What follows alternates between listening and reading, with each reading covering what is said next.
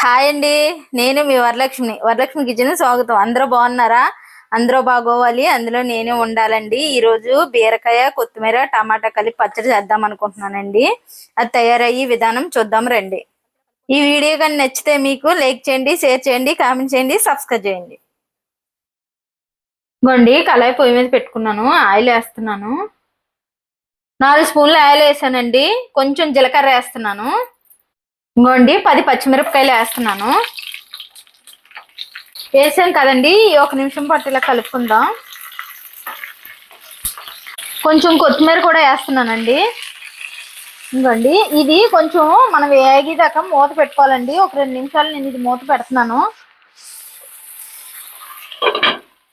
ఇంకోండి 2 నిమిషాలు అన్నాను కదా, చూడండి ఎలా ఏగిపోయిందో. ఇంకోండి ఇలా ఏగితే చాలండి. ఇది పక్క తీసేసుకుందాం మనం.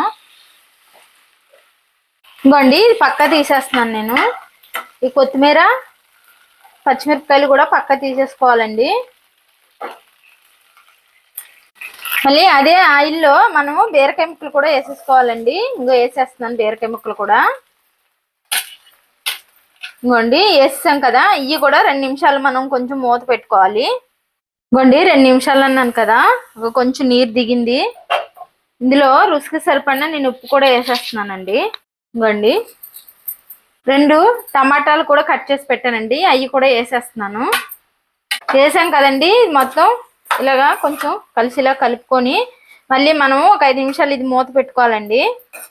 ఇంకో కలిపేసాం కదా, మూత పెడతాను నేను ఒక 5 నిమిషాలు. ఇంకోండి 5 నిమిషాలు అన్నాను కదా, చూడండి నీరంతా దిగిపోయింది కదా. ఇంకోండి మెత్తగా ఉడికిపోతుంది. నేను నిమ్మకాయ సైజాన్ని చింతపండు కూడా నానబెట్టానండి, అది కూడా వేసేస్తున్నాను. వేసేసి బాగా కొంచెం నీరు లేకుండా ఉడికిపోవాలండి. ఇంకో 2 నిమిషాలు అయితే అయిపోద్ది. ఇంకోండి అయిపోయింది ఇది. నేను ఇంకా నీరు లేకుండా ఉడికిపోయింది కదా, స్టవ్ ఆపేస్తున్నానండి. స్టవ్ ఆపేసి రుబ్బురోట్లో దంచేసుకుందామండి. ఇంకోండి ఒక వెల్లుల్లిపై రంజలు తీసి పెట్టుకున్నాను. ముందు వెల్లుల్లి దంచుకోవాలి.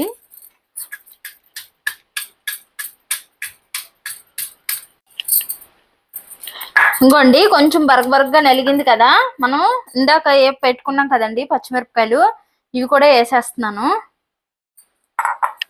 వేసేసి కొంచెం మెత్తగా దంచుకోవాలండి పచ్చిమిరపకాయలు.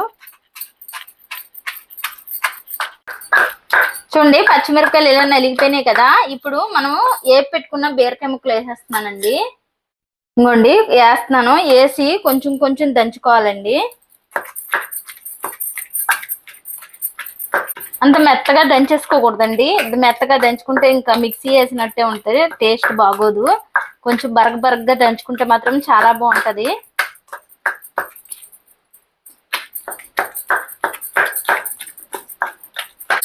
ఇంకోండి కొంచెం కొంచెం వేసి దంచుకుంటే మాత్రం మెత్తగా నలుగుతుంది, చాలా బాగుంటది. అలా దంచుకుంటే ఒకేసారి కాకుండా ముక్కలు లేకుండా ఉంటది, అంత మెత్తగా అయిపోకుండా కూడా ఉంటదండి ఇలా చేసుకుంటే. ఇంకోండి ఇంక ఇది నలిపోయింది, నేను తీసేస్తున్నాను. అంత మెత్తగా దంచుకుంటే మాత్రం బాగోదండి, టేస్ట్ కూడా అనిపించదు. అందుకని కొంచెం బరగబరగ్గానే ఉండేలా తీసుకోవాలండి. ఇంక నేను ఇది తీసేస్తున్నాను, దంచడం అయిపోయింది.